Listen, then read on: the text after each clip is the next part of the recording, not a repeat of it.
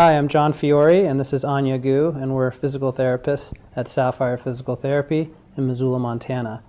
We're going to introduce some exercises that are vital for runners. Exercise technique is the key for this video, so we're going to address some key points for each exercise we present to strengthen the glutes, the hip musculature, and the abdominals to prevent injuries in runners. Our next video is a more advanced video that emphasizes core strengthening exercises for runners. And we're going to start with a plank, simple plank exercise. Most people are familiar with planks, but again, the technique doing a plank is key. Getting in a plank position, holding the lower abdominals contracted, engaging the glutes and the hips. And the nice thing about a plank is, similar to running, it requires engaging the glute and hip musculature as you're moving your legs and as you're stabilizing. So Anya's going to demonstrate a simple plank. If this is hard on your shoulders or your wrist, you can go down into a forearm plank. Get just as much core workout, but it's a little easier on the shoulders.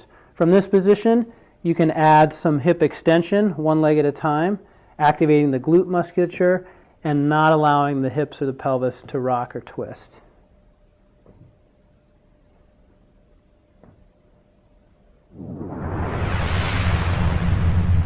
Next exercise is called a split squat.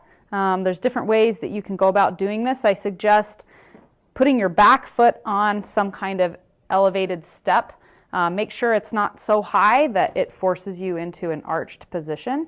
You want to keep your pelvis slightly tucked, glute contracted to maintain that pelvis in proper alignment, slightly contracted lower abdominals, and then most of your weight on the front foot.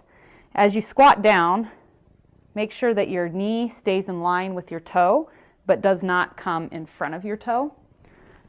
With each squat, you're primarily thinking about the glute of the squatting leg performing the action. If this is too difficult for you to keep your pelvis level as you're going down, you can go ahead and use some support on the other side, whether it's a wall or a pole, to help maintain your proper pelvic positioning, which once again is supposed to be level pelvis. You don't want it dropping from one side or rotating forward.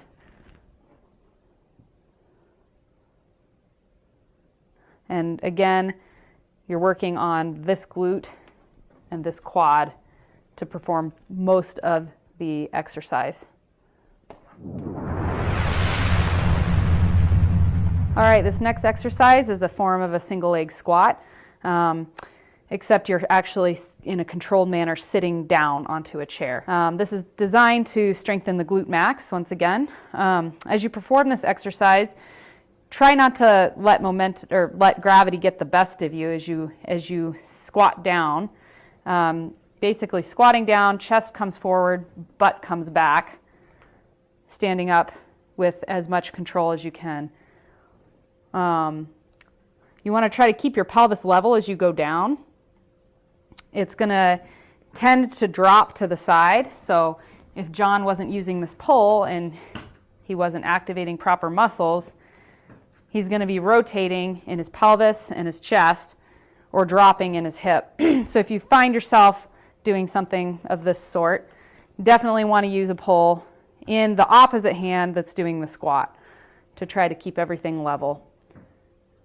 Again, try to use your glute max muscle to help you control, in a controlled manner, sit down and then slowly stand back up. Good.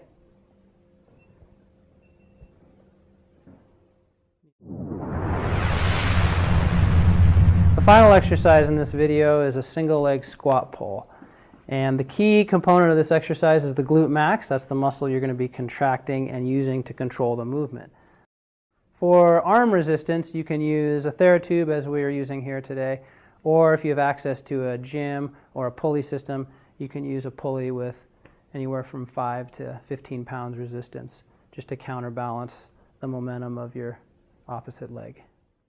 The other nice thing about the single leg squat pull is you're using your arm and opposite leg in opposition, which is very similar to running. So Anya is going to demonstrate, and notice that she's keeping her pelvis level and she's keeping her core engaged. If you have trouble feeling your glute max, which is the muscle you should feel as you straighten back up, then make sure your pelvis is tipped backwards slightly so your pelvis is in neutral. And then back down. You want to avoid compensations such as trunk twisting, dropping your hip, reaching with your arm, losing your balance. If you have trouble balancing, you can always add a pole in the opposite arm to maintain that neutral pelvis position. You'll feel it in the quad, but primarily as you straighten back up, you should feel it in the glute max.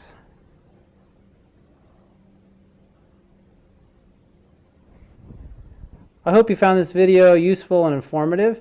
If you have further questions regarding any of the exercises or other physical therapy related questions, please find us at our website at sapphirept.com. Thanks.